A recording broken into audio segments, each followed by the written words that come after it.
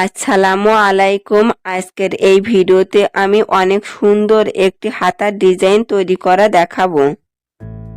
Design করার জন্য কাপড়ের চওড়া আর লম্বা 1.5 ইঞ্চি করে হবে। 1.5 ইঞ্চি করে পয়েন্ট করে নিচ্ছি।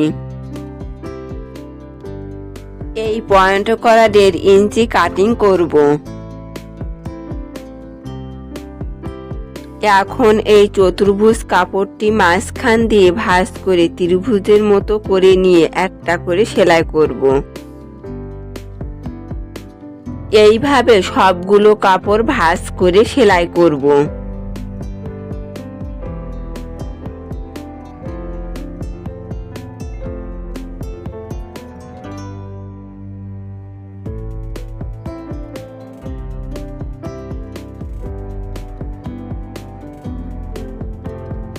এই সেলাইগুলো কাটিং করে আলাদা করব।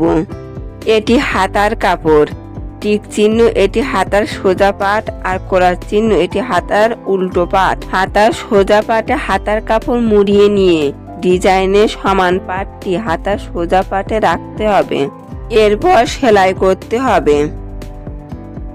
ডিজাইনের ত্রিভুজগুলো একটার পর একটা সাজিয়ে সেলাই করতে হবে। সাজিয়ে সেলাই করা কমপ্লিট।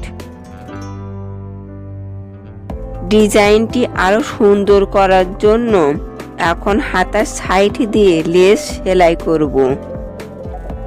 ছোট বাচ্চাদের হাতায় এই ডিজাইন সুন্দর দেখাবে, তবে এখানে চিকন লেস দিতে হবে। লেসের 2 সাইড কাপড় মুড়িয়ে নিয়ে সেলাই করতে হবে।